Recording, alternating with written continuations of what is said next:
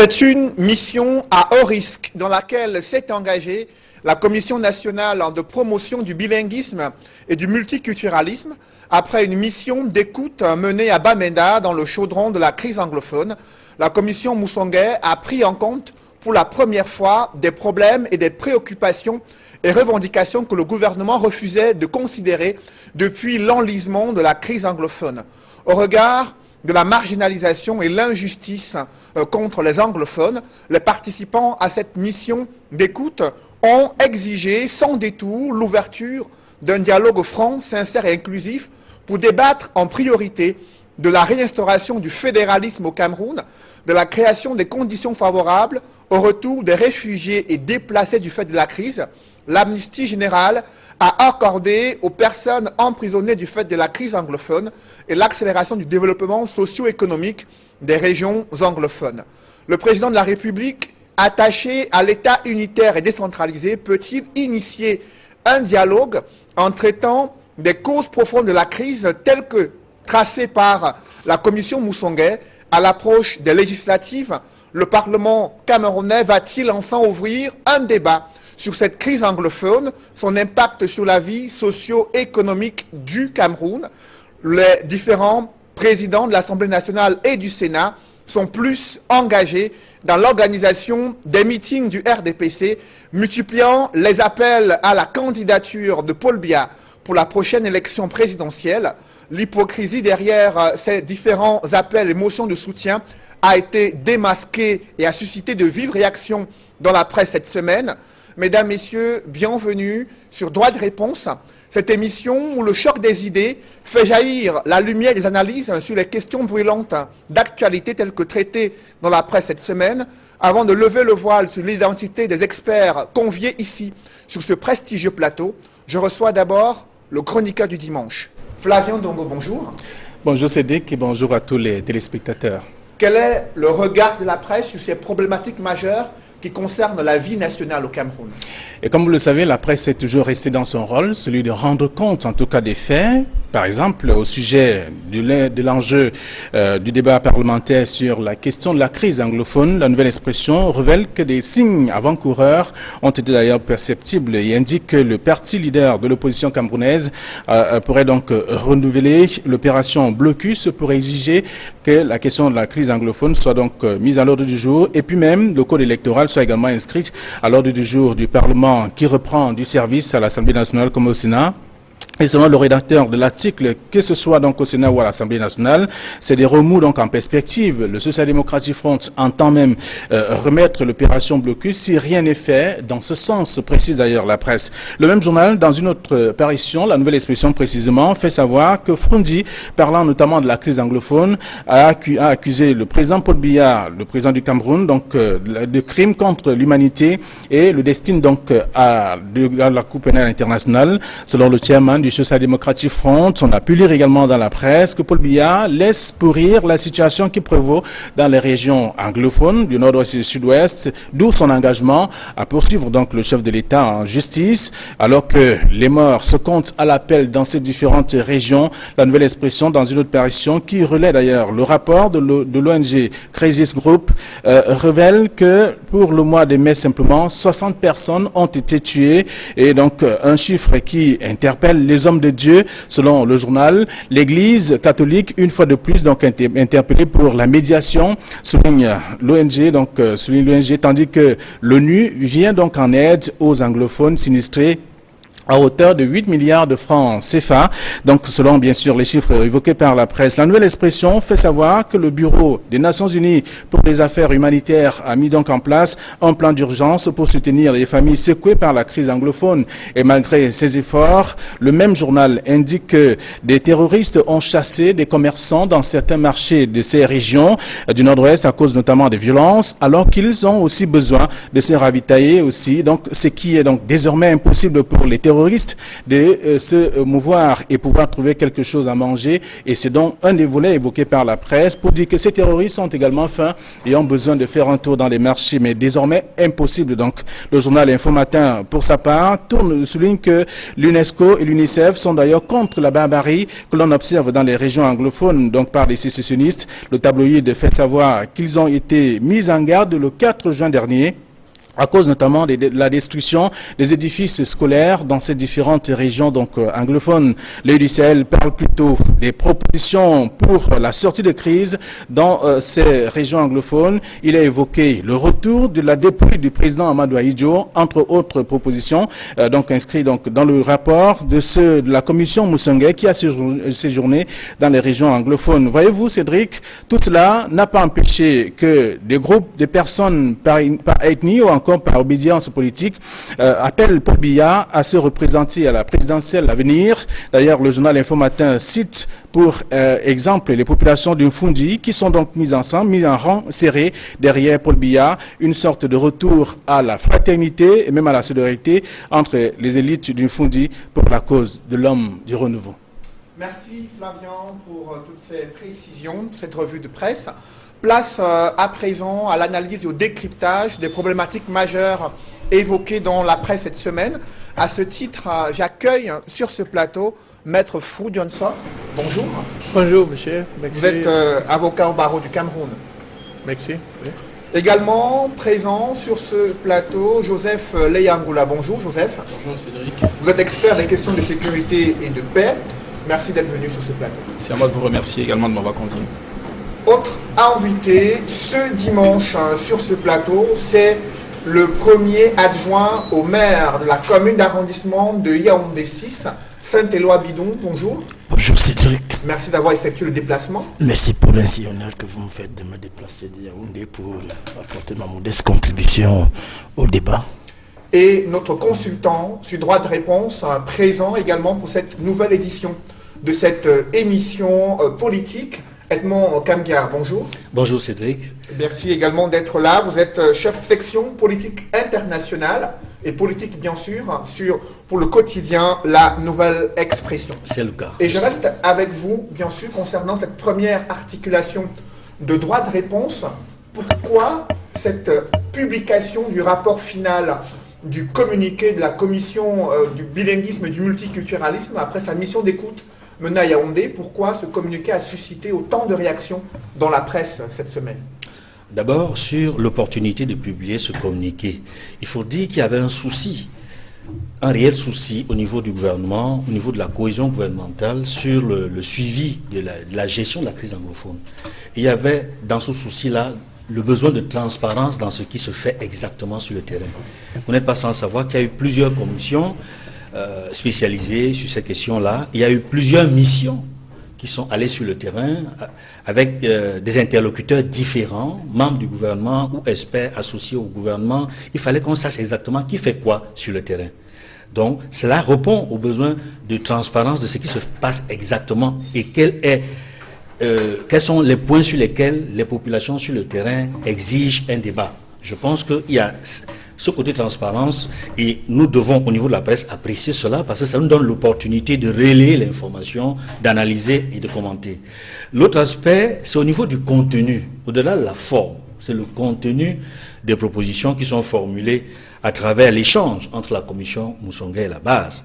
Nous observons qu'il y a dans cette série de doléances des points qui concernent effectivement nos confrères ou nos frères des régions du nord-ouest et du sud-ouest, mais il y a également des sujets qui suscitent véritablement la controverse ou la polémique, parce que cela ne les concerne pas de manière directe. Nous en parlerons. Dans ce communiqué final figurent 18 propositions de sortie de crise.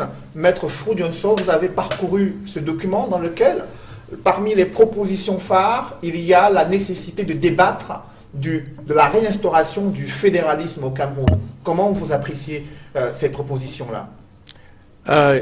Thank you for inviting me, and I want to say that I read those propositions very attentively, and I have a video, an audio rather, of that meeting in Bamenda, because you know I'm from Mancon, that meeting took place in my village. And I can tell you that almost everything that Mr. Musonge put on that his report, most of the things that were discussed didn't feature. The report that Mr. Musonge gave was a strange report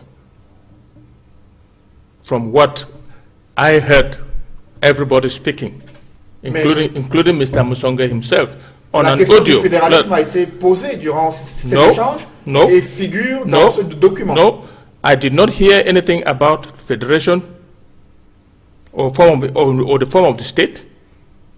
I did not hear anything about the bringing back of Ahidjo's corpse.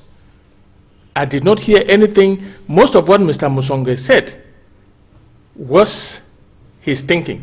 Let me tell you why.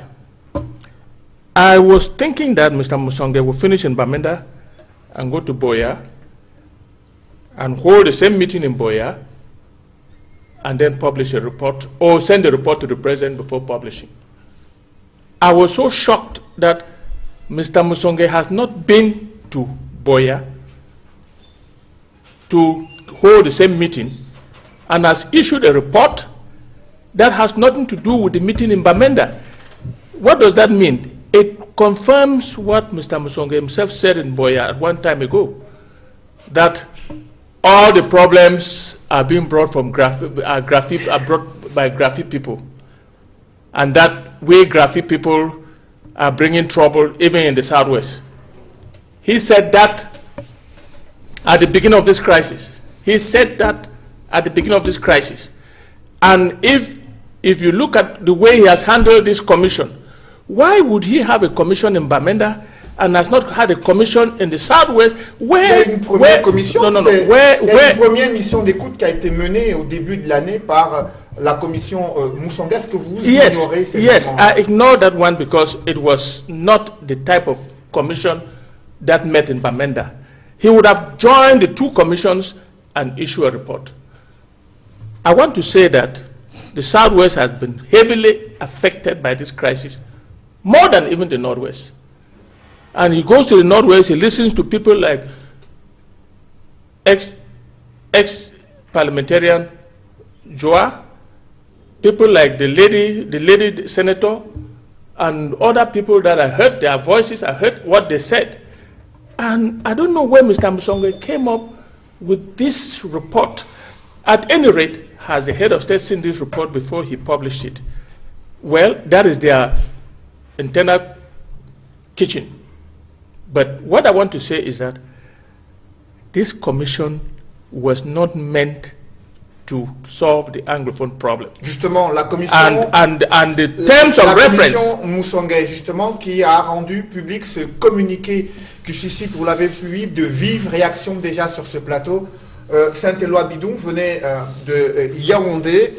Vous avez lu dans la presse ce communiqué final, 18 propositions formulées durant les travaux selon la commission Musonge, qui a évoqué en filigrane la nécessité d'ouvrir un dialogue inclusif, franc et sincère avec les anglophones, y compris ceux de la diaspora. Comment vous appréciez ces différentes propositions qui ont été rendues publiques? Ouvrir un dialogue franc et sincère avec les anglophones. Lesquels? Peter Mafani Musonge est anglophone. Achidi Achou est anglophone. Le professeur, ils sont tous des anglophones. Quand ils vont ouvrir le dialogue au nom du gouvernement, il n'y a pas de dialogue. Parce qu'on n'a pas associé ceux qui ont décidé de semer la mort, de terroriser les Camerounais. J'ai dit non. On ne discute pas avec les terroristes. On terrorise les terroristes. Par contre, je suis de ceux qui pensent, au sein du RDPC, qu'il n'est pas question de fermer la question du débat sur le fédéralisme. Pour la simple raison que le fédéralisme fait partie des enseignements que nous avons reçus à l'université, autant que l'État unitaire.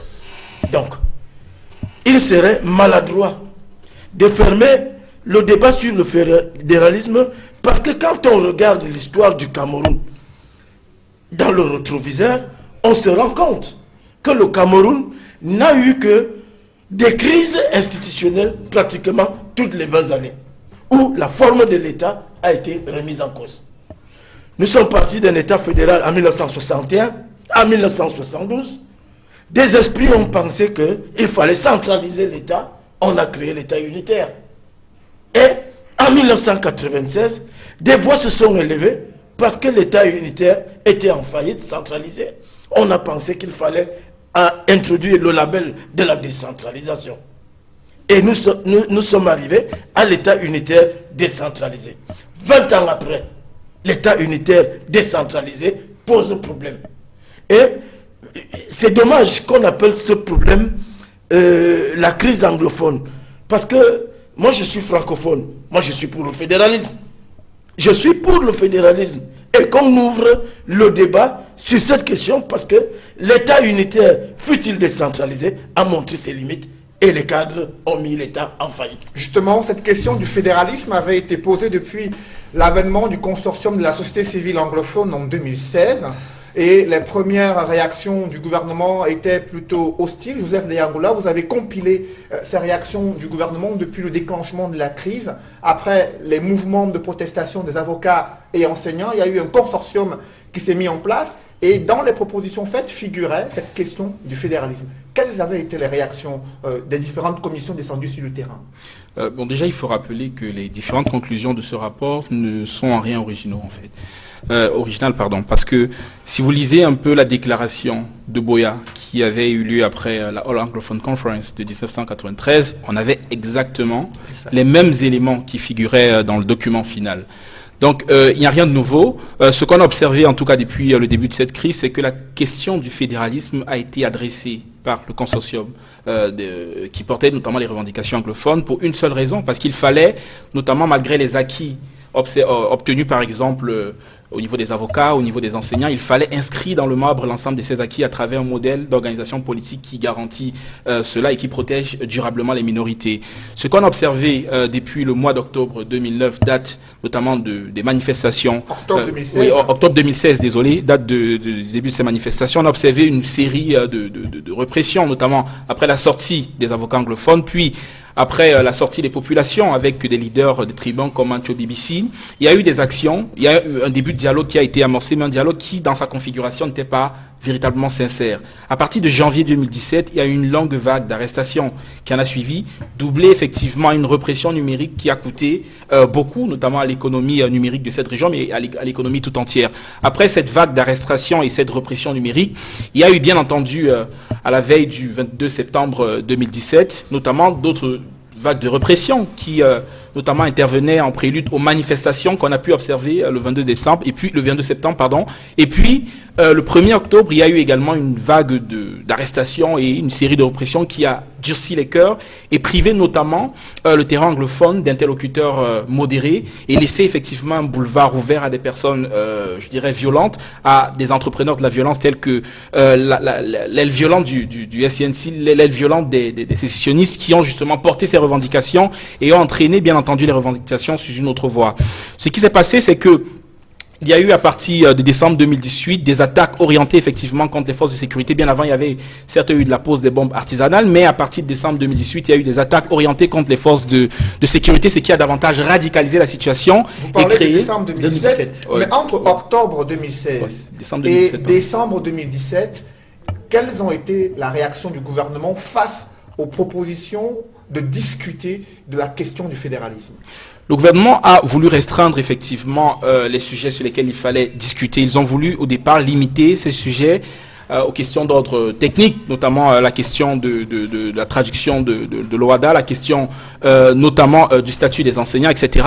Éludant, bien entendu, la question politique qui était au fondement de la crise anglophone. On a vu par exemple le ministre des Enseignements supérieurs, Famendongo, qui est sorti pour dire effectivement l'État est ouvert au dialogue, mais un dialogue dans un seul cadre, un dialogue sur une seule question, et pas de dialogue notamment sur la nature de l'État, parce qu'il jugeait anticonstitutionnel celui-là. Et bien entendu, cette question qui est au fondement du problème anglophone est est resté l'un des points de discorde des différentes parties et a contribué notamment à diviser davantage aussi bien le camp de contestataires anglophones, mais à pousser le gouvernement à justifier une position selon laquelle il disait qu'ils avaient engagé le dialogue avec les partis, mais les partis n'avaient pas voulu de ce dialogue. Les partis avaient préféré notamment la voie de la violence et avaient justement persisté dans cette violence, refusant le dialogue sur les questions techniques proposées au départ par le gouvernement. Et aujourd'hui, le gouvernement qui rend public ce communiqué final, la commission Moussouangé, la commission en charge de promotion du bilinguisme et du multiculturalisme, après sa deuxième mission d'écoute menée à Bamenda dans le chaudron de la crise anglophone.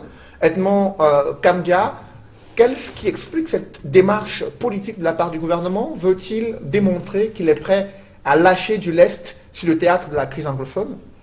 Avant de reprendre cette question, je voudrais réagir par rapport aux propos du maire, M. Bidoum, qui dit qu'on ne négocie pas avec les terroristes. Je voudrais lui dire ici, avec des faits bien établis, depuis au moins 2013 dans ce pays, que le gouvernement a régulièrement négocié avec les terroristes, à moins que ceux que le gouvernement a considérés comme les terroristes de Boko Haram ne soient pas de vrais terroristes. Je prends la famille Moulin-Fournier, qui a été enlevée, puis libérée en février 2013, grâce à des négociations qui étaient gérées directement par le secrétariat général de la présidence de la République.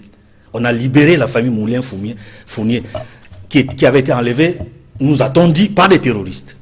Il y a eu plusieurs autres cas. Il y a un prêtre de l'église catholique qui était curé à Getchegé, dans l'extrême nord, qui a été libéré au terme d'une négociation. Il y a une sœur catholique qui a été libérée, qui travaille également dans la région septentrionale, qui a été libérée grâce aux négociations avec, soi-disant, des terroristes de Boko Haram. Il y a eu le vice-premier ministre dont la maison a été détruite, dont la famille a été brisée, l'épouse enlevée. Elle est revenue grâce aux négociations avec, soi-disant, des terroristes. Si vous me dites que le gouvernement peut négocier avec les terroristes et ne les considère par la suite pas comme des terroristes, parce qu'on négocie pas avec les terroristes, je comprendrais, mais ce serait paradoxal. Ça, c'était important à le dire. Pour clôturer mon propos sur ce propos en disant clairement que vous ne pouvez pas dire qu'on négocie pas avec les terroristes, mais le gouvernement régulièrement négocie avec des terroristes. Et sur sa démarche à votre question. Je vous en prie, allez-y. Oui, sur la démarche actuelle qui est menée, il faut dire que le gouvernement veut donner l'impression de garder le contrôle sur la gestion de la crise anglophone. Mais les faits nous démontrent qu'en réalité, ce n'est pas le cas. Donc le gouvernement veut en réalité reprendre la main, parce que c'est les sécessionnistes qui, sur le terrain, ont le contrôle de la situation, ont amené même le gouvernement, à travers une décision du président de la République, à changer le commandant opérationnel des missions. Le général qui commandait les troupes sur le terrain a été limogé, remplacé par quelqu'un d'autre qui est actuellement sur le terrain. Ça, il faut le dire pour restituer les choses dans leur contexte. En réalité, dans le contenu du communiqué qui a été publié, effectivement, dans la presse, nous faisons partie de ceux qui ont été surpris par un certain nombre de doléances. Des doléances qui, ma foi, ne faisaient pas partie de ce que les membres du consortium, ou alors ceux qui, sur le terrain, ont amené le gouvernement à prendre en question les problèmes qui se posent dans les régions nord-ouest et du sud-ouest, nous avaient présenté. Je veux dire quoi? Le retour de la dépouille du corps d'Aïdjo. Nous sommes surpris de constater que cela figure dans ce document. Le chômage des jeunes, nous sommes surpris de constater que ça figure. Faites pour sortir de la crise anglophone, Edmond Kambia, parmi lesquels il y a par exemple l'amnistie générale à accorder aux personnes emprisonnées du fait de leur exil ou abroger la loi sur le terrorisme. Quelle est votre analyse à ce sujet? Ce sont certes des questions préoccupantes. Et il me semble même, concernant la loi sur l'abrogation sur la loi antiterroriste, je pense qu'elle n'est pas seulement le souci de nos frères anglophones, c'est également notre souci, c'est un problème national. Nous l'avons suffisamment dit sur ce plateau, que cette loi antiterroriste va faire plus de mal que de bien. Et nous sommes de ceux qui avons pensé qu'il fallait donner la possibilité aux Camerounais de débattre sérieusement sur cette question-là avant que les parlementaires ne l'adoptent. Parce que à travers cette loi, je peux vous dire et garantir, si nous avons un débat sérieux sur cette loi qui a été adoptée contre les actes terroristes, que cette loi met fin à la vie politique dans le pays. Parce qu'à travers cette loi, et nous le voyons même de manière régulière, chaque fois que les partis de l'opposition veulent organiser des réunions, des manifestations, régulièrement, ces manifestations ne peuvent pas se tenir. On a vu, quand Jean-Michel Nitu a voulu tenir une réunion, cela n'a pas pu.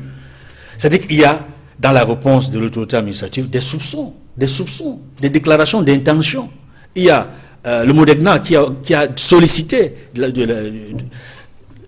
une réunion pour débattre de la question de l'inscription sur les listes électorales, parce que bientôt on va convoquer le corps électoral, mais le sous-préfet Douala Premier n'a pas permis au Modegna de tenir sa réunion. Donc tous les partis politiques ne peuvent pas tenir les réunions ni les manifestations publiques. Et ce qu'on ne dit pas assez, c'est que c'est à cause de cette loi. Sur le théâtre de la crise anglophone, les propositions de sortie de crise ont été formulées, parmi lesquelles l'amnistie générale accordée aux différentes personnes emprisonnées ou en exil du fait de la crise. Maître Fou Johnson, de quoi il s'agit concrètement, vous qui êtes avocat, lorsqu'on parle d'amnistie générale accordée à ces personnes emprisonnées, d'abroger la loi sur le terrorisme, de quoi il s'agit concrètement? Thank you very much. Before I answer that question, I want to answer something that the mayor said. Whether you like it or not, you are going to negotiate with Anglophone terrorists. All of you, from the debates I've been hearing, you call us secessionists, terrorists, and all the names in this world. You will have to negotiate with them, otherwise this war will not end. You can say what you want to say. You can call us all the names in the world, Mr. Mayor. We're terrorists, but you negotiate with us.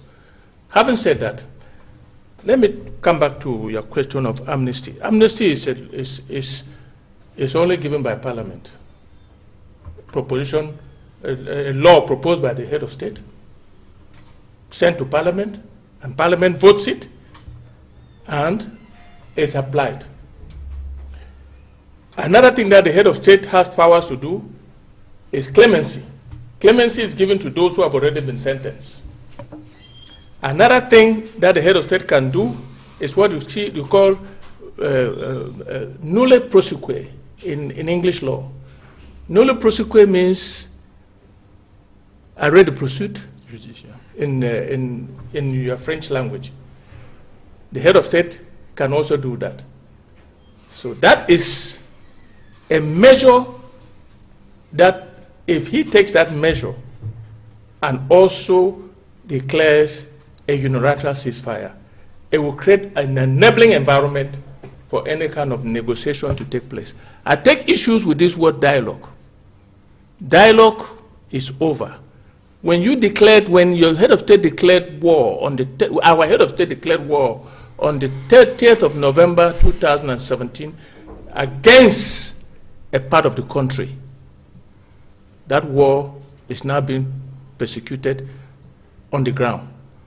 And now, at the end of every conflict in the world, there is always negotiation.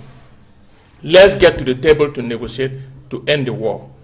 Et quelques mois après cette déclaration de guerre du chef de l'État contre ceux qui tentent de pouvoir partitionner le Cameroun, le constat est assez inquiétant selon la presse. La situation s'enlise sur le terrain, une crise humanitaire qui se dessine dans les régions anglophones. Saint-Éloi Bidon, est-ce que ces propositions qui viennent d'être faites dans ce communiqué final de la Commission du bilinguisme et du multiculturalisme sont révélatrices des stratégies inefficaces du gouvernement pour résoudre la crise qui perdure depuis près de 2 ans? Quand j'écoute les uns et les autres, chacun semble mettre le gouvernement au banc des accusés. Mais je dois pouvoir le dire ici, que la crise anglophone a eu une origine, a posé des revendications claires, qui étaient des revendications corporatistes, auxquelles on a apporté des solutions. Les problèmes interviennent quand l'agenda caché de ceux qui entretenaient la crise anglophone déroule cet agenda. Le problème passe d'un simple problème de revendication légitime à la limite à des revendications politiques. Aux questions politiques, on apporte des solutions politiques. Voilà un monsieur Paul Biya qui hérite d'un pays uni et qui se retrouve obligé, parce que je dis que le Cameroun est en guerre. Le Cameroun, n'oubliez jamais que le Cameroun est entré en guerre dans les régions du nord-ouest et du sud-ouest contre des individus qui ont décidé de faire main basse sur une partie du Cameroun. Le président de la République en sa qualité de garant de la souveraineté et de l'intégrité du territoire. Que devait-il faire?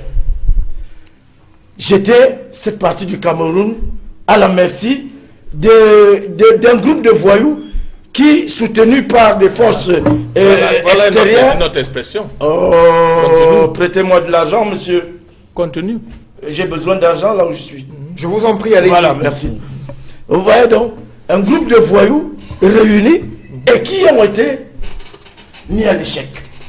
Ah bon? Alors, nous devons donc d'abord nous réjouir de ce que la partition du Cameroun n'a pas été acceptée et que nos forces de défense ont relevé le défi. Mais maintenant, il faille discuter, puisque le problème a été posé sur le plan politique, de la forme de l'État.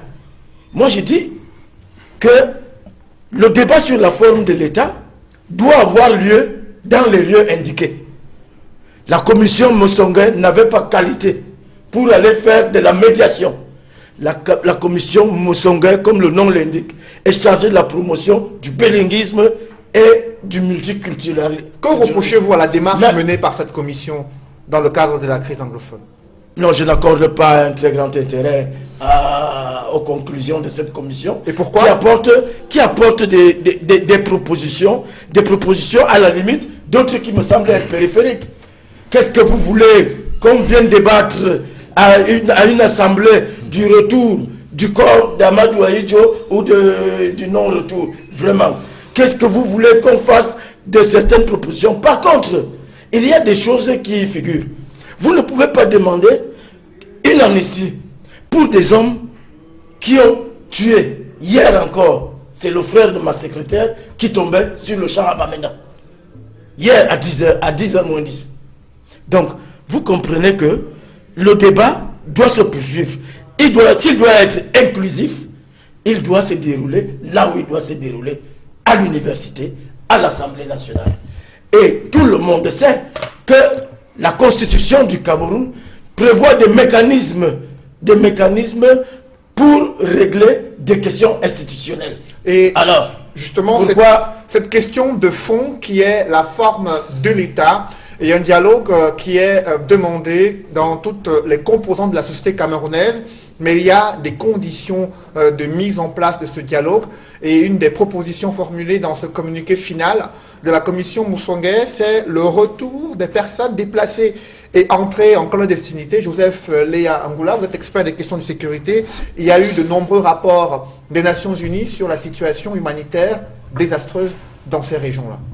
Aujourd'hui, il y a plus de 160 000 déplacés internes dans le département du Mongo, de la Menoie, mais aussi dans des villes comme Idouala, par exemple, les arrondissements comme Douala 4 ou encore à Yaoundé. Dans Yaoundé 6, il y a une forte communauté anglophone qui a dû fuir les violences sur le terrain pour se réfugier, notamment dans ces différents endroits.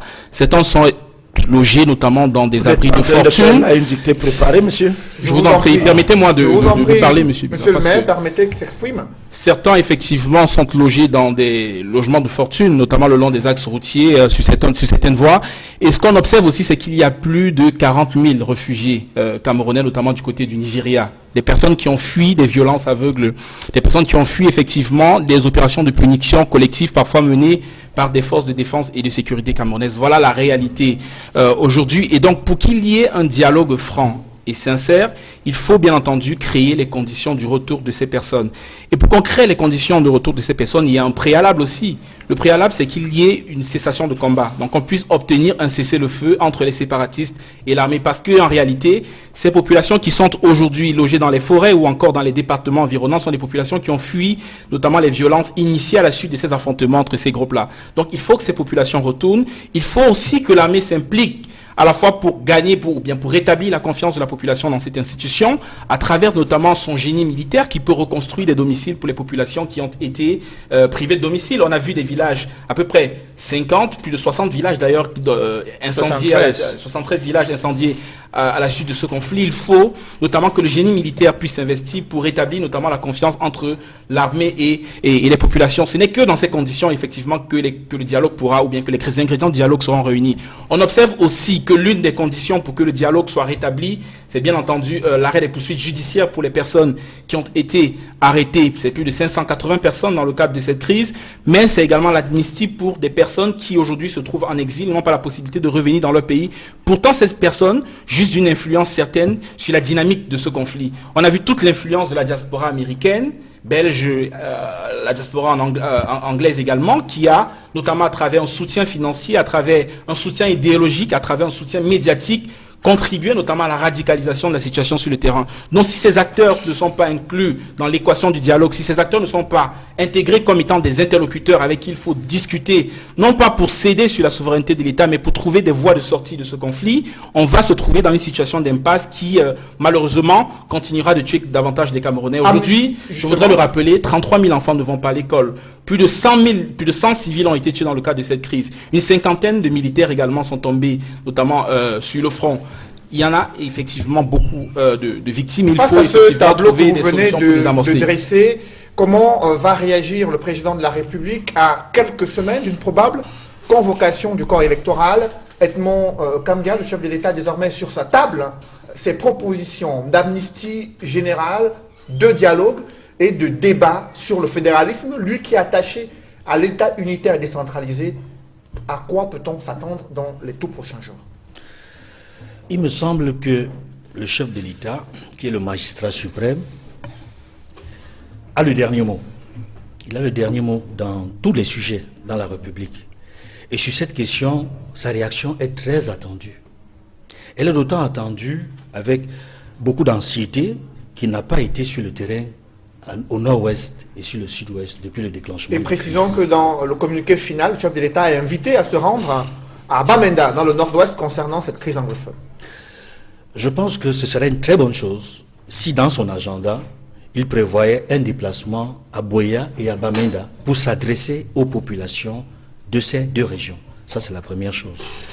La deuxième chose, qui est très attendue également, au terme de toutes les missions qu'il a envoyées sur le terrain, parce que c'est l'occasion pour lui de faire le point, le bilan sur les missions respectives qu'il a envoyées sur le terrain, pour aujourd'hui pouvoir prendre une décision opportune et appropriée, idoine, sur la question. Et selon toutes les informations que nous avons sur la question, une des choses que le chef de l'État pourrait prendre serait qu'après la session que l'on va s'ouvrir au Parlement, au niveau de l'Assemblée nationale et au Sénat, nous espérons qu'ils vont débattre de la question anglophone, mais qu'après cela, le chef de l'État va pouvoir intervenir, notamment au Congrès, c'est-à-dire au Parlement réuni, Sénat, Assemblée nationale, et s'adresser éventuellement à la nation sur cette crise qui secoue le pays depuis octobre 2016. Précisons que jusqu'ici, le Parlement camerounais a refusé de débattre de cette question anglophone. Pourtant, le Parlement britannique vient de faire un rapport exhaustif sur la situation sociopolitique et économique dans les régions du nord-ouest et du sud-ouest. Maître Frudenso, comment vous appréciez l'attitude du Parlement camerounais sur la crise anglophone, alors qu'en Angleterre, il y a eu déjà un rapport important sur la genèse de la crise anglophone, sur les différentes réactions à la fois du gouvernement britannique et des différents acteurs de la crise au Cameroun. It is regrettable because I want to say here that Cameroon has no parliament. Cameroon has no parliament because since this parliament existed, they have never listened to any member of parliament. No law has been passed brought by a private member's bill. So you will remember that last year a certain party, Social Democratic Front, wanted the debate on this issue of what you call crise anglophone. It's now a war situation. They wanted a debate. The parliament dismissed that. But the foreign parliament, the British parliament, has given a very exhaustive debate on this issue. And I would crave every Cameroonian who likes reading, to read the conclusions of the debate of the British Parliament. A British Parliament which is not a Cameroonian Parliament. The Cameroon Parliament up to now has said nothing nothing, absolutely nothing, as it concerns this conflict. I call it a conflict because if the CPDM, represented by the mayor here, if I listen to him, they are not interested in any negotiations. But as I said before, after every conflict in the world, anywhere in the world, people sit down and negotiate with the mediator. Mr. Biya can hold all the conferences he wants to hold. He can address his so-called parliament anytime he wants, as long as this issue has not been addressed with English-speaking Cameroonians directly. Those who control the Northwest and the Southwest is not this government. I am a political observer. I have seen what the interim government of the so-called Ambazonia has done in the Northwest and Southwest. They control every action in the Northwest and Southwest, whether it's ghost towns, whether it's the way the conflict is being operated. They control. And if you are sitting here and telling us that you will not negotiate with terrorists, but you can negotiate with Boko Haram, even settle victims of Boko Haram, even settle criminals of Boko Haram who are members of Boko Haram, pay them money, you would want to remember that the Nigerian government, when it started, accused Cameroon of financing Boko Haram because you were paying ransom. The first ransom you paid was 7 French men who were captured by Boko Haram. You paid. There are many other people, Amadi Ali's family, you paid. But now when it comes to us, for 57 years, this issue has been langling. It started AAC1, like my young friend here has just given you a review Justement, of the whole thing. À l'ampleur de cette crise anglophone, le président du Sénat, redoutant une opération blocus à la Chambre haute du Parlement, dans son discours d'ouverture, a déclaré qu'il ne souhaite pas de contestation stérile au Parlement. Le président de l'Assemblée nationale, quant à lui, a invité les forces de l'ordre et de défense à endiguer une gangrène qui est observée au Cameroun. Saint-Éloi Bidon, RDPC, majoritaire à l'Assemblée nationale et au Sénat, jusqu'ici n'a pas souhaité s'exprimer et débattre de cette question au Parlement. Comment appréciez-vous l'attitude des parlementaires face à une telle crise qui secoue le pays? Contrairement à ce que disait Maître tout à l'heure, je ne suis pas sur ce plateau pour parler au nom du RDPC, parce que je n'ai pas été mandaté. Je parle à mon nom propre et je prends des positions qui parfois peuvent déplaire et choquer même le RDPC.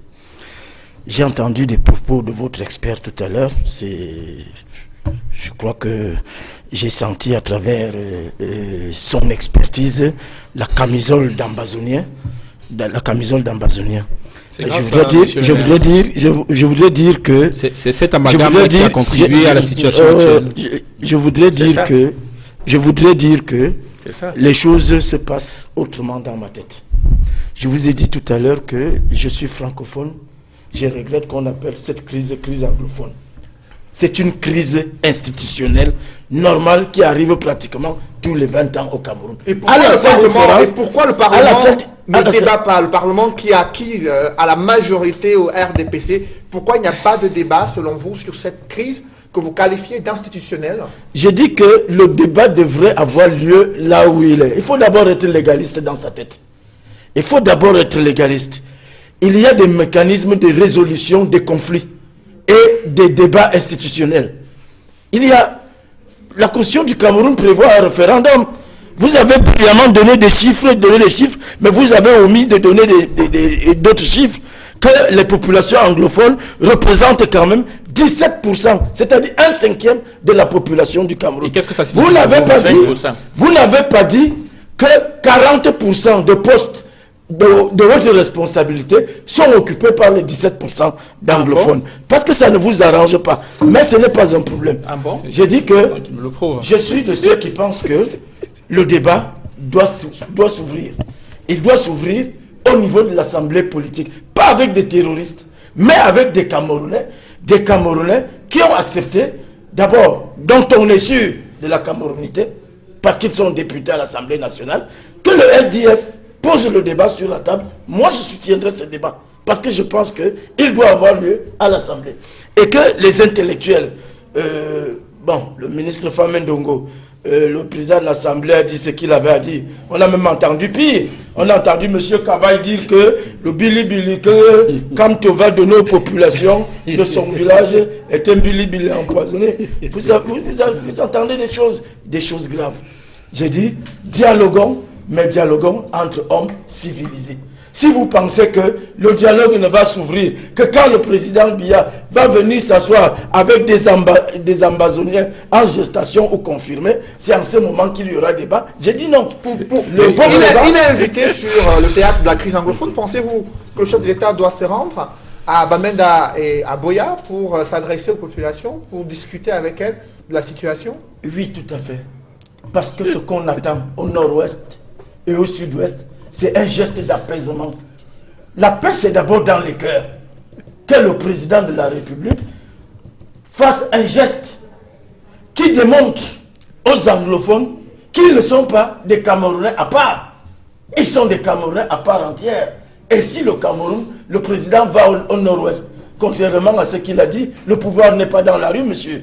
Le pouvoir, il s'exerce quelque part et il s'exerce bien. Et si vous vous frottez à ce pouvoir-là, vous allez savoir que le pouvoir s'existe. Et s'exerce. Justement, on regarde cette crise anglophone qui s'enlise.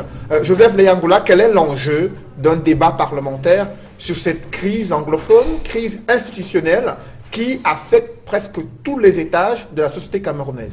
Avant de revenir sur les enjeux de débat parlementaire, je voudrais ici répliquer après les propos de M. le maire. Je voudrais déjà rappeler une chose. Le fait de dire qu'il existe, que la population anglophone représente à peu près 17% de la population camerounaise et que 40% des postes politiques ou des postes de gestion sont conférés notamment aux leaders anglophones, ça révèle en fait, ou bien ça renseigne sur une perception, une très mauvaise perception, une très mauvaise pratique de la gouvernance qui malheureusement perturbe l'action publique. Le fait par exemple de croire que la cooptation des élites dans une région suffit justement à contenter les populations de cette région, c'est une façon vraiment maladroite de s'y prendre. Parce que, en réalité, ce qui suscite l'adhésion des populations à un projet national, ce qui suscite effectivement le sentiment d'appartenance à une véritable communauté nationale, c'est l'investissement public dans les services de base. Ça, c'est un signe, l'investissement public dans les services de santé, d'éducation, mais c'est aussi des marques d'attention et de respect. Le respect des spécificités, le respect des identités locales, et c'est malheureusement ce qui a largement manqué dans le cadre de cette crise et qui a nourri et conduit à la situation actuelle. Donc je voudrais effectivement rappeler à monsieur le maire qu'il se méprend complètement. Ce n'est pas la solution que de coopter des gens pensant qu'en les prenant dans le gouvernement, on peut effectivement apaiser les tensions sur le terrain. Maintenant, pour revenir sur les enjeux du débat parlementaire, je voudrais rappeler quand même que le Parlement est une institution de représentation du peuple. C'est le lieu d'affrontement de toutes les idées et c'est le lieu effectivement où tous les courants de pensée, où tous les conceptions de la société se croisent.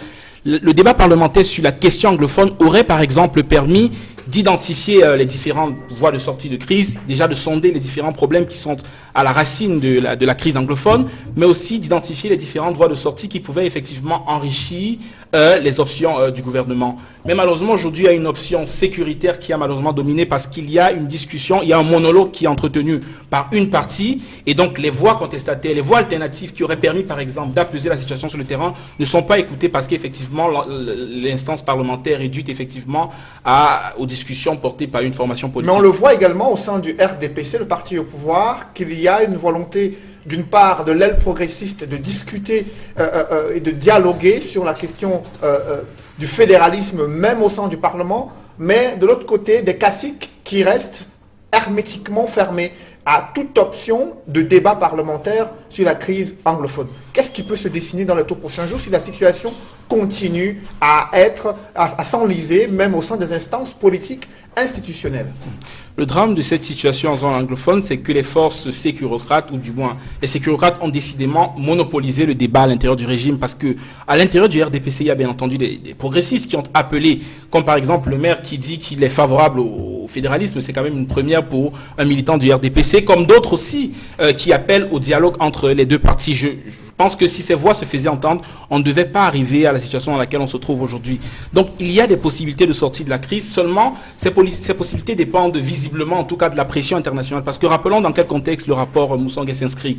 Dans un contexte de pression diplomatique et dans un contexte de pression médiatique, une pression diplomatique orchestrée notamment par les parlementaires britanniques, par les Néerlandais, mais aussi par la chancellerie américaine qui a réagi récemment. Mais comme le gouvernement camerounais reste malheureusement sourd aux revendications portées au niveau national par les élites et par les populations, et est davantage plus sensible aux pressions exercées par ses partenaires extérieurs, c'est ce qui a conduit effectivement à ce geste-là. Et aujourd'hui, on espère que cette pression sera maintenue, notamment pour pousser le gouvernement à aller au dialogue et pousser même le président de la République à s'impliquer directement dans cette crise. Parce que son implication, effectivement, à votre suite, Joseph Léangoula, il y a une volonté, on le sent, des experts, des acteurs de la société civile, à voir la communauté internationale s'engager davantage dans une pression exercée sur le gouvernement pour mettre fin aux dégâts et aux conséquences de cette crise anglophone sur le quotidien des Camerounais. Est-ce que la presse perçoit cette volonté latente de voir la communauté internationale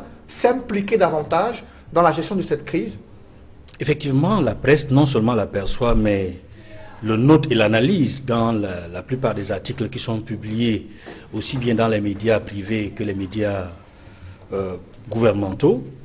Et je dois dire ici que depuis que la pression est forte au niveau international, l'analyse des informations est plus grande encore dans les journaux. Parce que après les États-Unis, la déclaration de son ambassadeur, il y a eu le Parlement britannique, il y a eu la réaction de la France, même si elle semblait... De l'Australie aussi, beaucoup de pays amis.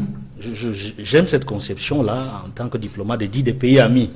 Depuis que les pays amis s'intéressent fortement à la crise anglophone, je pense que cela met une pression davantage qui permet à la presse d'analyser, de commenter l'information, de donner la meilleure information possible aux compatriotes. Mais je dois dire ici, après tout ce que nous avons évoqué sur ce plateau, qu'il y a deux problèmes de fond qui se soulèvent. Il y a une crise de légitimité des leaders actuels, des leaders élus, comme nommés, crise de représentativité. Il y a également une crise de confiance. Sur la crise de représentativité, je voudrais penser à quelque chose qui m'amène à penser que à situation exceptionnelle, mesure exceptionnelle. Nous avons vu, il y a eu, c'est pas la première fois qu'il y a les villes mortes dans ce pays, il y en a eu en 1991, 8 mois de villes mortes, d'avril à novembre 1991. Mais rappelez-vous, qu'est-ce qui s'est passé pour que les villes mortes disparaissent? Il a fallu, pour décrisper l'atmosphère politique, que le gouvernement, notamment à travers une décision du chef de l'État, le chef de l'État avait demandé au Premier ministre de l'époque, ça doit être tout, de présider une structure qu'on a appelée la conférence tripartite, la rencontre tripartite.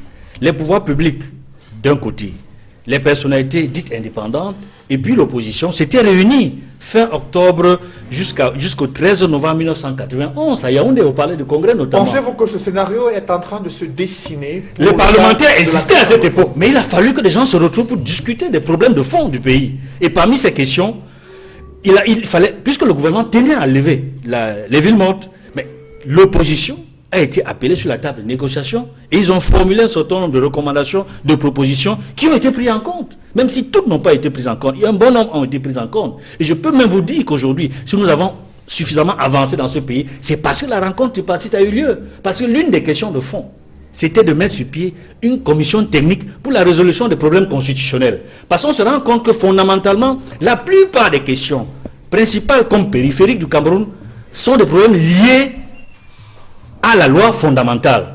Parce que la loi fondamentale de 61 avait été violée. La loi fondamentale.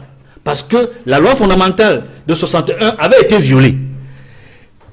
Toutes les parties, l'opposition, comme d'ailleurs, après, on l'a souligné sur ce plateau, la All Anglophone Conference de Boya, puis de Bamenda, avait fait un certain nombre de propositions. Et parmi ces propositions, il y avait la question de la Constitution. Et je peux dire ici, lorsque le 17 mai 1993, le chef de l'État a nommé les membres de la commission OONA, chargés de recueillir les propositions par téléphone, par fax, par tous les moyens postaux, pour permettre de s'asseoir et d'avoir une nouvelle constitution, l'élite anglophone, notamment les porte-paroles de All Anglophone Conference, je pense notamment à mon ancien professeur, Carson Nyangwe, les Simon Munzu, ont proposé une constitution, et Content Elat, ils ont proposé à la commission ONA une proposition, un avant-projet de constitution fédérale. Vous savez quel a été le sort de cet avant-projet? Il a été relégué aux orties, pour ne pas dire qu'il a été mis à la poubelle. Justement, que faut-il faire, Maître Fodionso, pour éviter que ce scénario de 93 ne se reproduise, que les propositions faites par les leaders anglophones de l'époque ne soient reléguées au second plan? Comment sortir de cette crise anglophone qui perdure depuis 2 ans sans que l'on ne voit l'issue? Let Cameroonians stop pretending. This conflict has now been internationalized. It has been internationalized and it must be treated as such. All we are calling for is negotiation. Negotiation in foreign land, because every Cameroonian is polarized as far as this crisis is concerned. I would take Francophones, for example. Since this crisis started and people have been dying, the reaction from the Francophone community has been very, very, they have been far removed from that part of the country. So this war has been going on. People have been dying. Young people have been dying from both ends. Soldiers are dying. Young Anglophones are dying. And if somebody sits here and says that he will not negotiate with terrorists, this matter is going to continue to the logical end. But I want to say this. As far as the international community is concerned, this matter is now an international matter. I just want to indicate to you what is happening. I just want to indicate what is happening. There are United Nations representatives already in Buea, and they are planning to open another office in Bamenda. For what? To make sure that they protect civilians who have been killed, their villages burned down, war crimes have been committed, and the whole world has been watching. Quels sont les risques de cette présence des Nations Unies si une telle option venait à être prise? There's no risk, because if we allow only what I hear everybody here is talking about, this government is incapable of solving this problem. It has come to a stage where this government cannot solve this problem. He can go to parliament, he can talk about federation, he can do anything he wants to do. If he does not meet with the English-speaking population of this country represented by a structure that now exists, and then we sort this matter, whether we are living together or we are separating. There are only 2 things remaining. We must determine whether we will live together and under what condition. We must also determine if we are going away, what are the conditions of going away. These are the 2 issues, 2 main issues that will be discussed in that negotiation. Anybody who sits here and talks about federation on one of the issues and leave the other one is not going to help anybody. Et pour l'heure, les présidents du Sénat et de l'Assemblée nationale, interpellés également par cette crise anglophone, 2 caciques du régime Biya qui sont plus engagés dans l'organisation des meetings RDPC visant à multiplier les appels à la candidature de Paul Biya pour la prochaine élection présidentielle. En pleine année électorale, ces multiples meetings et motions de soutien ont suscité de vives réactions dans la presse et surtout une tribune virulente du premier adjoint au maire de Yaoundé 6e, Santeloi Bidon. Vous êtes sur ce plateau avec nous. Vous avez souligné, après avoir analysé et décrypté ces multiples motions de soutien et d'appel à la candidature de Paul Biya, un caractère vicié d'une théâtralisation de la vie politique. De quoi concrètement il s'agit? Qu'est-ce que vous reprochez à vos camarades du parti qui appellent le candidat naturel à être toujours à la tête du pays? Je ne suis pas contre les appels à candidature. Ça n'engage que ceux qui les font. Mais je suis contre... J'émets des sérieuses réserves sur la sincérité de ces appels à candidature. L'appel à candidature a ceci de dramatique, c'est qu'il est antidémocratique. L'appel à candidature disqualifie des candidats qui peuvent avoir vocation à gérer le Cameroun. Donc, vous comprenez que Si l'appel à candidature passe, il est contraire aux dispositions de l'article 2 des statuts du RDPC qui disent que le RDPC encourage la libre concurrence, le libre choix des dirigeants, la liberté d'expression. Et les mêmes tests de base du parti prévoient une élection toutes les 5 années du président national du RDPC. Comment Moi, expliquer Saint-Éloi Bidou, j'ai l'ambition d'être président de la République. Mais pour être président de la République, il faut passer par la légalité. C'est-à-dire aller à un congrès, battre M. Biya à cette élection du congrès et de prendre la tête du parti. Dans l'attente de ce congrès du RDPC, il y a le jeu des acteurs, des caciques du RDPC qui organisent ces meetings et qui réunissent des militants sympathisants du RDPC, signataires des motions de soutien. Comment appréciez-vous le jeu de ces acteurs-là? Tous sont des faillitants. Votre expert parlait tout à l'heure de crise de légitimité et de crise de confiance. Toute l'élite politique du RDPC est politiquement insolvable à ce jour. Donc, au nom de quoi, au nom de qui parle-t-il? De quel peuple s'agit-il? Le peuple vis-à-vis duquel ils n'ont jamais fait face à une élection? Le peuple qui dit, qui me lance à moi, Saint-Éloi Bidou, des appels et des motions de soutien pour que je sois candidat, parce que le RDPC, aujourd'hui, est en train de faillir énormément. Et tout ça me pousse à penser que le président de la République est un homme qui a souvent fait preuve de sagesse, et il n'est pas indifférent à ces tribunes, soit-elles incisives, il n'est pas indifférent à ces tribunes. Parce que le président Biya peut ne pas être candidat. Qu'est-ce qu'ils en savent? Ils ont marché, ils ont organisé des marches ponctuées par des messes pontificales célébrées à la cathédrale de Yaoundé pour dire au président Biya, nous n'irons pas au FMI. Et le président leur a dit, mais mes chers amis, c'est là-bas qu'on s'en va. Ils ont organisé des marches contre la démocratie. Qu'est-ce que le président a fait? Le président a dit, préparez-vous à la concurrence. Ils ont organisé des marches en 2016 pour une élection anticipée pour que Paul Biya se présente candidat. Paul Biya n'a rien dit. Alors, à moi aujourd'hui, le simple fait d'avoir dit que je suis contre ces appels, que je peux éventuellement être candidat, on me voit hégémonie. Justement, on promet de me prendre à la place du Capitole, d'exposer mon corps à la poste centrale pour que je serve à justement, concernant cette nouvelle, je voulais juste chuter. Continue de soutenir le président Paul Biya, lui demandant d'être encore candidat pour l'élection présidentielle 2018 et d'effectuer un nouveau mandat de 7 ans s'il venait à être élu à la tête du Cameroun. Joseph Léangoula, vous suivez ce débat interne au sein du RDPC, cette volonté de certains militants de vouloir afficher leurs ambitions et d'aller à contre-courant de ces multiples appels à la candidature de Paul Biya.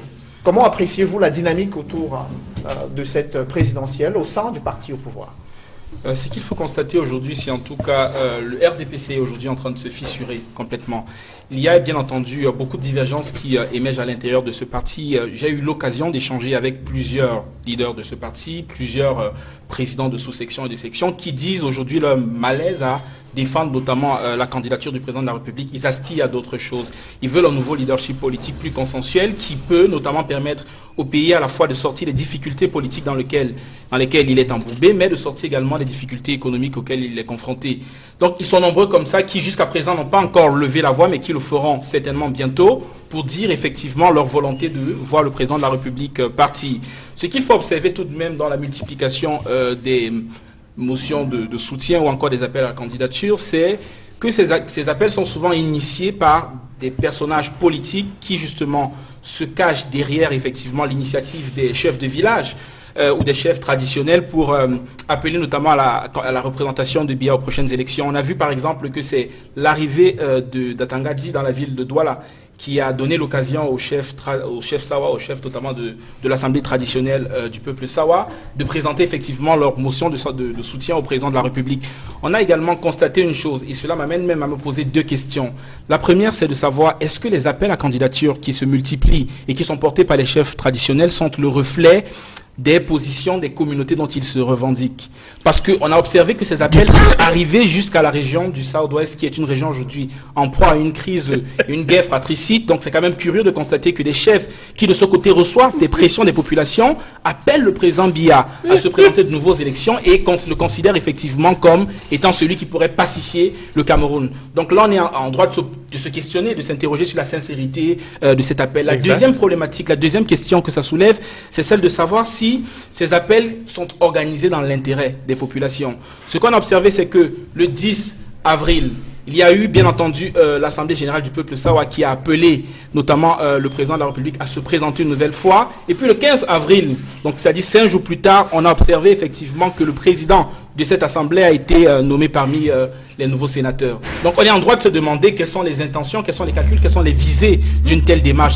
Sont-elles faites dans l'intérêt des populations? Justement, la presse sont-elles le reflet des positions des populations? La presse qui a mené de nombreuses investigations sur ces multiples tomes du parti au pouvoir appelant le chef de l'État à être encore candidat pour la prochaine élection présidentielle, celle d'octobre 2018. Edmond Kamga, il faut préciser quand même qu'en 2011, le chef de l'État avait déclaré qu'il avait entendu l'appel du peuple et avait manifesté, avait une fois déclaré sa candidature à l'élection présidentielle. Est-ce que ce scénario pourrait se reproduire 7 ans plus tard, au moment où toutes les élites politiques, tous les caciques du régime se mobilisent dans toutes les régions et leurs localités respectives pour appeler une fois de plus Paul Biya à être candidat? Je ne pense pas. Je ne pense pas que le chef de l'État puisse répondre à l'appel de ce peuple, entre guillemets, parce que je ne sais pas de quel peuple il s'agit, le peuple du RDPC ou le peuple camerounais. Parce que tous les Camerounais ne sont pas militants du RDPC, ça il faut le préciser. Exact. Et la majorité des Camerounais ne sont pas militants des partis politiques. Ça, il faut aussi l'ajouter. Donc, ce peuple-là, il faut maintenir les guillemets pour dire que le contexte de 2011 n'est pas le même qu'en 2018. Et sur ce point précis, j'apprécie et j'exprime mon courage à M. Saint-Éloi Bidon pour les positions qu'il prend. Ces positions ne sont pas nouvelles, mais je me dis, dans un contexte actuel, le chef de l'État, effectivement, a besoin de savoir la vérité de la part des militants convaincus du RDPC. Et je sais que M. Bidon est un militant convaincu de son parti. Il fait partie de ce que j'appelle les progressistes. Mais en même temps, j'exprime mon inquiétude par rapport à son avenir politique dans ce parti-là. Parce qu'il y a quelqu'un qui avait la même ardeur, le même enthousiasme, Jean-Jacques Ekindi, à l'époque où il était président de la grande section du RDPC ici à Douala, qui avait des positions fermes et dures, qui étaient respectées aussi bien au sein du parti qu'au sein même de l'opposition, mais il fut contraint en mai 1991 de déposer sa démission et de rejoindre la coordination de l'opposition et des partis et des associations qui se réunissaient au foyer protestant d'Aqua pour tenir une réunion de la coordination. Pour vous dire qu'en réalité, j'admire votre courage.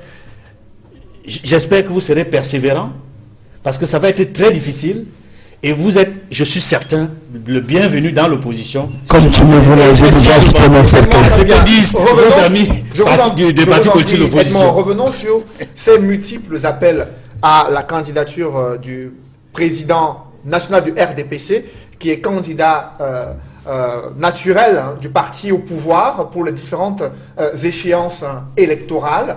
Comment la presse apprécie-t-elle ces différentes manœuvres des barons du régime RDPC qui multiplient ces différentes sorties?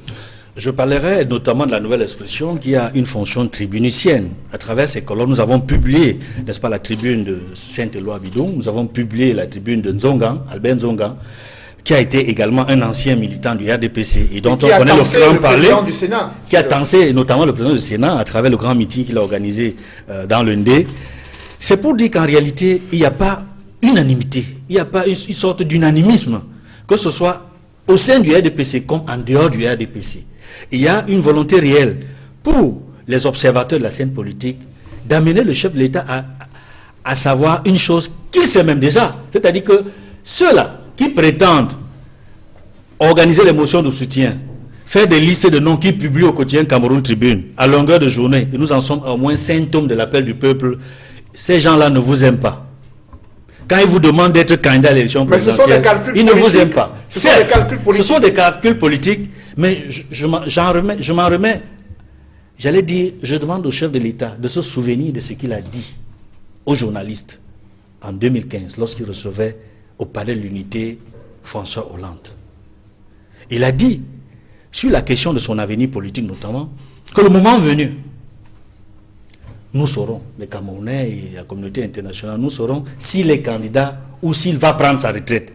Et avec toute la pression qui vient de l'intérieur, de la société civile, des partis politiques, au sein de son propre parti, comme dans l'opposition, en tenant compte du contexte de la crise anglophone, en tenant compte de l'ensemble des crises que connaît le Cameroun et de la pression qui vient de l'extérieur sur la gestion d'un certain nombre de problèmes concernant le pays. Et surtout, en définitive, sur ce qu'il a dit en 90 à Yves Mourouzi, je voudrais que les Camerounais retiennent de moi l'image de celui qui est entré, de celui qui a apporté la démocratie et la prospérité, qu'il pense sérieusement à ce que lui a dit l'ambassadeur des États-Unis, à entrer dans l'histoire, à être un modèle pour les Camerounais, pour les générations à venir, et à prendre la décision. Et à l'heure actuelle, le Cameroun approche à grands pas d'une probable convocation du corps électoral pour la présidentielle 2018.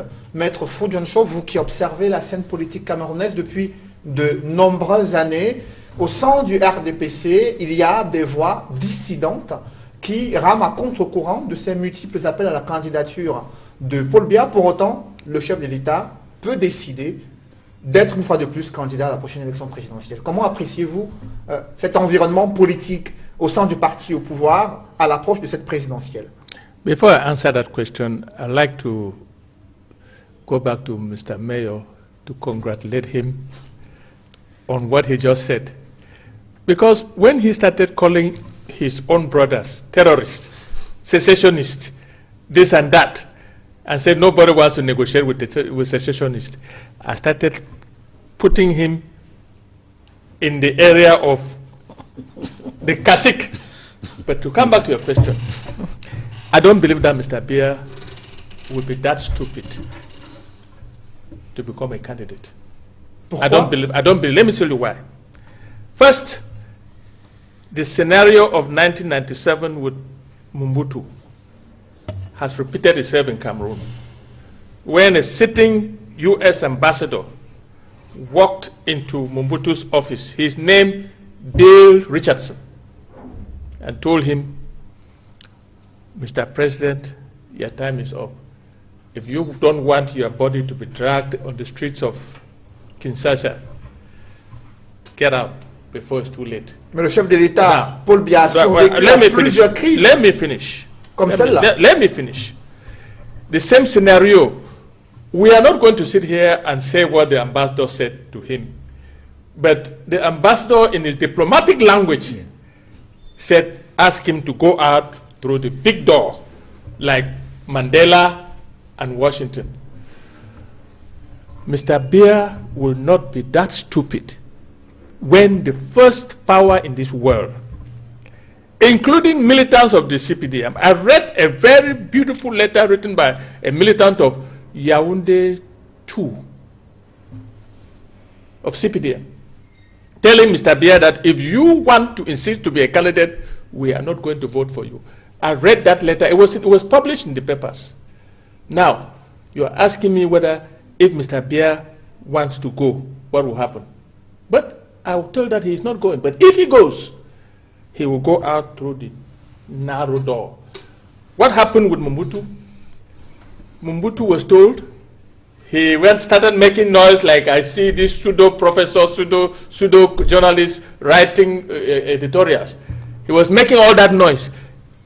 It took the American ambassador again to go to Kabila and told him to give Mr. Mobutu a safe passage to get to the airport. Mr. Biya is a very intelligent man. I don't see him going through that. He is going to leave power He is not going to be a candidate of the CPDM. That's my prediction. I may be wrong. Justement, le RDPC qui, jusqu'ici, n'a pas tenu son congrès ordinaire pour renouveler ses instances et surtout décider de qui sera candidat à la prochaine élection présidentielle. Saint-Éloi-Bidon, on a prorogé le mandat des membres du bureau politique du comité central du RDPC. Qu'est-ce qui pourrait se passer concernant le parti au pouvoir qui doit à tout prix tenir un congrès avant l'élection présidentielle? Quels sont les scénarios prévus dans les textes du RDPC? Le président Biya a intérêt à saisir l'occasion qui lui est offerte pour écrire son nom en lettres d'or dans l'histoire. Exact. Écrire son nom en lettres d'or dans l'histoire du Cameroun passe par un certain nombre de décisions fortes. Lesquelles? Première décision, c'est d'abord d'accepter de se départir de tous ceux qui l'ont pris en otage et qui l'ont tiré vers le bas, qui l'ont trahi en inscrivant le nom du président Biya dans les poubelles de l'histoire. Regardez la gouvernance. Elle n'est pas acceptable. Pourtant, le président leur a tout donné. Et ces messieurs se permettent de faire mieux, de demander au président Biya, à 86 ans, de se reporter candidat pour être président pendant 7 ans. Vraiment, je me pose la question de savoir où sont-ils donc passés, tous ceux qui l'ont accompagné pendant 50 ans dans la haute administration. N'ont-ils rien appris pour venir nous dire que au moment où le président traverse la période où il n'y a pas de régénérescence des cellules d'intelligence, lui demander de se porter candidat? Je crois que on voudrait pour lui une sortie à la Houphouët, une sortie honteuse à la Houphouët, à la Moubarak, à la Mugabe, à la Mobutu, à la tout ça. Je crois que le président... Le chef de l'État pourrait choisir de vous demander de l'accompagner dans la haute administration en lieu et place de ceux qui l'ont trahi. Est-ce que vous serez favorable à l'accompagner si jamais il est candidat à la prochaine élection présidentielle? On m'aura donné la viande quand je n'ai plus de dents. C'est de ça qu'il s'agit. J'ai dit que j'estime qu'après tant d'années de militantisme, j'ai un parcours politique qui me permet, au congrès du RDPC, que j'appelle le président à organiser. On passe tout le temps à nous dire qu'il y a alors qui? Il y a qui? Dans un pays de 25 millions de Camerounais, il n'y a personne qui peut reprendre le parti, puisque eux, ils ne veulent pas. Moi, je dis, je veux, je peux. Donc, le président a intérêt à organiser un congrès au sein du parti où il prendra le risque d'être candidat ou de ne pas être candidat. S'il est candidat, moi, je suis convaincu que si Saint-Éloi-Bidon est candidat, il sera battu. Parce que on n'a pas vu la forêt pousser derrière un arbre. Mais la forêt est déjà dense. Elle est dense. Allez sur ma page Facebook, relisez la tribune. Vous voyez le nombre de Camerounais qui m'appellent à persévérer. Pendant qu'on me dit, si vous continuez à tenir ces positions, vous n'aurez pas d'investiture pour les prochaines élections. Alors, cette attitude, justement, de la part des caciques du régime RDPC qui ne souhaitent pas voir émerger d'autres voix au sein du parti au pouvoir, des voix plus progressistes, plus modérées. Est-ce qu'il y a une volonté pour la part des conservateurs de garder d'une main de fer le pouvoir institutionnel et le pouvoir politique au sein du parti au pouvoir? En réalité, la persistance du président au pouvoir et les appels qui se multiplient et qui sont bien entendu orchestrés par des personnalités politiques qu'on connaît déjà, sont en réalité organisés dans l'intérêt des caciques du régime. Parce qu'en réalité, à l'intérieur du parti au pouvoir, de la majorité présidentielle en réalité, il y a des dissensus énormes qui apparaissent aujourd'hui. Vous voyez par exemple l'UNDP qui est aujourd'hui qui a complètement éclaté. Il y a eu des militants qui ont rejoint soit le FNSC ou rejoint effectivement les partis de l'opposition. Vous voyez aujourd'hui comment la grogne monte dans le parti au pouvoir, notamment le RDPC. C'est la preuve qu'il y a effectivement une fissure, une rupture entre la base et les élites. Une élite qui aujourd'hui qui est assis sur les privilèges et qui a besoin de les conserver, et une base qui se plaint de l'immobilisme actuel, une base qui aspire à d'autres choses, qui a besoin effectivement que leurs attentes en matière de changement, en matière d'intégration, en matière d'inclusion dans le processus décisionnel, mais aussi dans le partage des richesses soient prises en compte. C'est cette base-là aujourd'hui qui grogne et qui appelle de ses voeux le départ du président. Donc il y aura effectivement cette fracture qui va naître et qui va se traduire certainement lors des prochaines échéances électorales par une victoire inattendue. Si le président de la République n'est pas capable d'anticiper et de comprendre ces signaux alarmants qui naissent de la base, il serait extraordinairement surpris par les résultats. Il sera extraordinairement surpris aussi par le niveau de solitude qu'il recevra, bien entendu, à l'approche des élections présidentielles. La machine du renouveau, le parti au pouvoir RDPC qui a su résister aux multiples crises depuis de nombreuses années. Edmond Kamga, ce n'est pas la première fois que le parti au pouvoir, que le président national du RDPC soit confronté à certains des cadres de son parti qui lui demandent de pouvoir se retirer, qui souhaitent le challenger à la tête du RDPC. Le renouveau a toujours su pouvoir se réinventer pour rester au pouvoir. Est-ce qu'on pourrait assister à ce scénario dans les tout prochains mois? Un scénario comme ceux du passé, à travers un congrès ordinaire ou extraordinaire du RDPC, vous voulez dire? Je vous en prie. Oui, vous savez qu'il y a eu une fois, il y a eu un congrès où il y a eu des candidats, un candidat notamment qui a affronté Paul Biya. Mais on savait l'issue des résultats au sein du congrès. Vous vous rappelez? L'ancien Il n'a ministre. jamais été candidat, il a voulu gratter la tête, on a dit voilà une voix. Ah, tout simplement. C'est tout. Donc il faisait semblant d'être candidat. Je ne vais pas le citer ici. Non, c'est pour vous dire qu'en réalité, la balle est dans le camp du président national du RDPC, qui est le président de la République du Cameroun. Lui seul, dans sa conscience, sait quelle est la meilleure décision à prendre pour lui et pour le Cameroun. Pour lui d'abord, parce que c'est important pour lui de laisser un pays un peu, je dis un peu parce que le Cameroun ne peut plus être comme en 1982, comme le Cameroun qu'il a trouvé, un pays prospère, un pays où il y avait des sociétés, beaucoup de sociétés d'État, beaucoup de missions de développement, beaucoup de choses qui rappelaient ce qu'on appelle un pays à revenu intermédiaire. Nous ne le sommes plus, nous sommes un pays pauvre, très endetté. Donc pour limiter les dégâts, pour lui, il serait bon de prendre la bonne décision qui s'impose. Et pour cela, je m'en remets à sa sagesse, parce que vraiment, à cet âge-là, on dit c'est l'âge de la sagesse. Il va prendre la décision qui s'impose, la meilleure décision, je l'ai dit tantôt. Nous ne pouvons pas l'imposer, lui imposer une décision qu'il ne partage pas. Mais je sais qu'il prendra la bonne décision. Merci Edmond Kamga, consultant sur droit de réponse. Merci également, monsieur le maire Saint-Éloi Bidon, premier adjoint au maire de Yaoundé 6e. Maître Fou Johnson, merci également d'être venu. Vous êtes avocat au barreau du Cameroun. Merci. Joseph Leyangoula, expert des questions de sécurité. Merci, messieurs, d'être venus sur ce plateau. C'est la fin de cette édition de droit de réponse. Merci de l'avoir suivi. Restez sur Equinox Télévision.